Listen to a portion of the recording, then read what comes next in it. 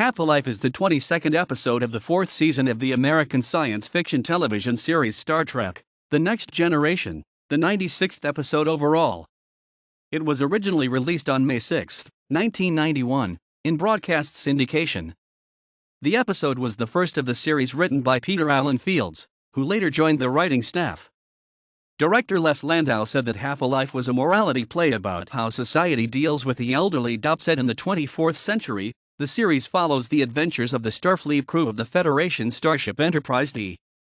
In this episode, Lwaxana Troi, Majel Barrett, falls in love with Timicin, Ogden Stiers, a Kaelon scientist who was attempting to test his theories of stellar ignition in the hopes of saving his world's dying star. The experiment fails, and Lwaxana encourages Timicin to continue his research, but as he is about to turn 60 years of age, he prepares instead for a ritual suicide. According to Timicin's cultural tradition, his people voluntarily choose euthanasia to prevent the aged from becoming a burden to the younger generation. The episode features the first appearance of Michelle Forbes in the Star Trek franchise. She would later appear as Ensign Rolaren during Season 5. The cast praised the story and the expansion of the Lwaxana character. The episode received positive reviews, with critics noting the performances of Stiers and Barrett, their characters' love story, and the changes to the Lwaxana character. The USS Enterprise takes aboard Lwaxana Troi's marine searches, eccentric mother Lwaxana, Majel Barrett, and Dr. Timicin, Ogden Stiers, of Kaelon 2. Timicin is brought aboard to conduct an experiment which he hopes will save his threatened home planet, as its sun is in a state of near collapse. The Federation enlists the Enterprise to take Timicin to a sun in a similar state of decay to conduct experiments which may yield a method for saving the Kaelon system from destruction.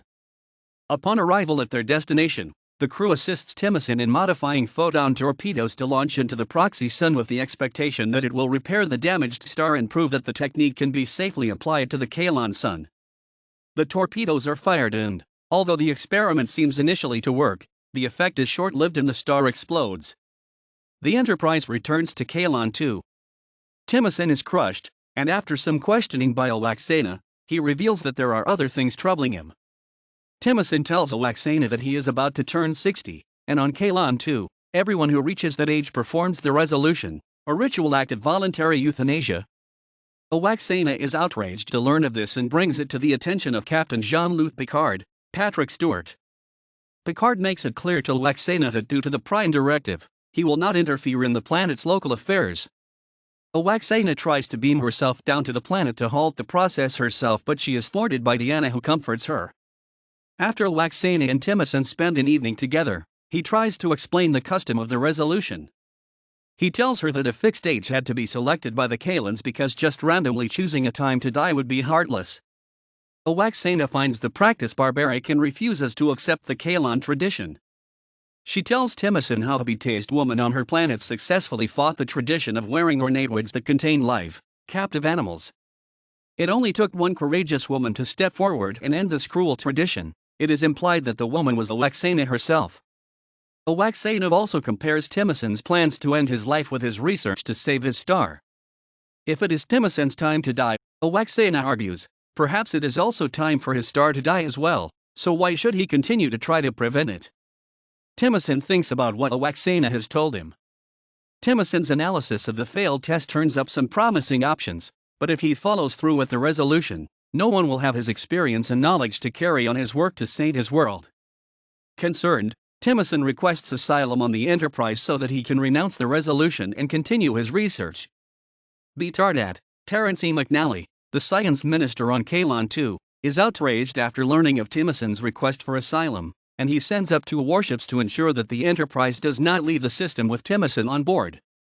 As Picard orders the bridge crew to analyze the offensive capabilities of the Kaelonian ships, Timicin realizes that his situation is not as simple as he had hoped, for his home planet will not accept any further reports from him, and he is told that even if he does find a solution, they will not accept it.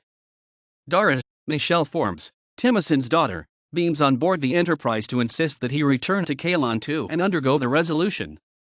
She tells him that she cannot bear the thought of him being laid to rest anywhere but next to her mother, and, although she loves him, she is ashamed of him.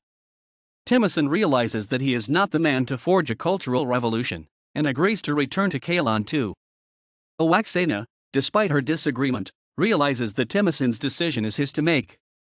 As it is the custom for loved ones to be present at the resolution, Lwaxana beams down to be with him at his side at the time of his death. Half a Life was the first Star Trek credit for writer Peter Allan Fields, who would later co-write The Inner Light with Morgan Gindel before becoming a staff writer on Star Trek: The Next Generation during Season 5. Prior to writing the script, Fields reviewed Haven and Manhunt, the two previous Lwaxana Troi episodes, but did not use them as references except to note Lwaxana's level of privilege. "I realize that you give her as much as they'll let her have. She'll take it," he explained.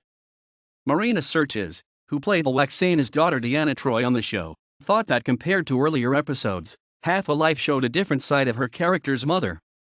Lwaxana's interactions in the episode, argues Sirtis, considerably broadened the character. Previous episodes had a tendency to become centered around Lwaxana and Lwaxana.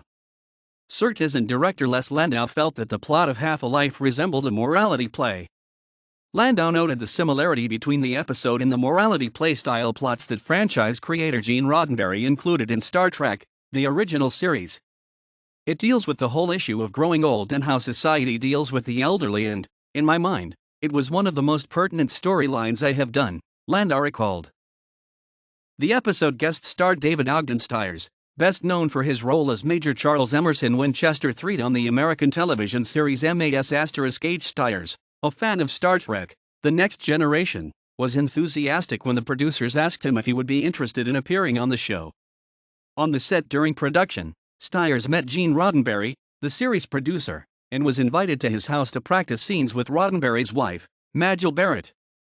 Stiers described Roddenberry as a grand old man, not in his behavior but in people's deference to him. Speaking highly of the story in Half a Life, Stiers indicated that the mood of the episode accentuated the debate over Timicin's decision to end his life. "It was an emotionally involved piece. The script quite responsibly argued both sides of the suicide issue and left the viewer to determine whether such a practice is acceptable or not," Stiers said. "That episode was more powerful than simply a discussion." Michelle Forbes makes her first The Next Generation appearance in Half a Life, in a performance which led directly to her later casting in the larger role of Ensign Rolaren, a recurring character from Season 5 onwards. Half a Life was first released within the United States on May 6, 1991, in broadcast syndication. Keith DeCandido, in a review for TOR.com, commended Stiers' acting, saying that he gave a noble, nuanced performance as Timicin. He also approved of the episode, saying that it was the first time that Lwaxana Troi was treated as a real character without causing him to cringe. At the same time, DeCandido did not forget the problems with her previous appearances on the show. Noting that it was one of the best episodes to feature a prime directive debate, DeCandido endorsed the writer's idea not to take sides regarding the suicide.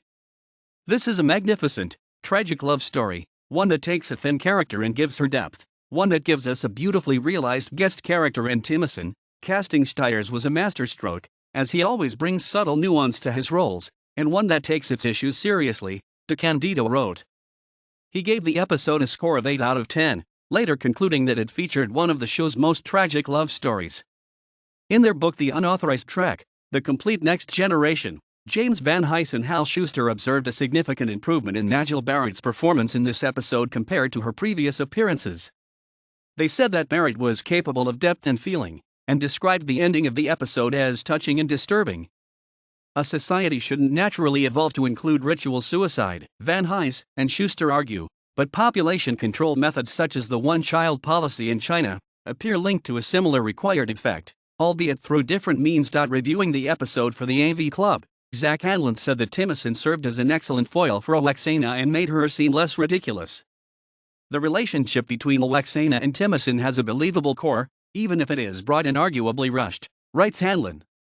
"There are some powerful moments, and it's pleasant for once to see Lwaxana adding, rather than subtracting, from a storyline." Hanlon, however, criticizes the setup of Timicin's situation, as it reduced the characterization available to some of the Enterprise crew. In spite of its flaw, Hanlon decides that the episode largely redeems itself by staying true to its main point: no matter how much time you have left, it's never enough. In 2017, Den of Geek ranked David Ogden Stiers as Timicin in Star Trek: The Next Generation. Half a Life is one of the top 10 guest star roles on Star Trek: The Next Generation. Half-Life was first released on VHS cassette in the United States and Canada on July 23, 1996. The episode was later released in the United States on September 3, 2002, as part of the Star Trek: The Next Generation Season 4 DVD box set.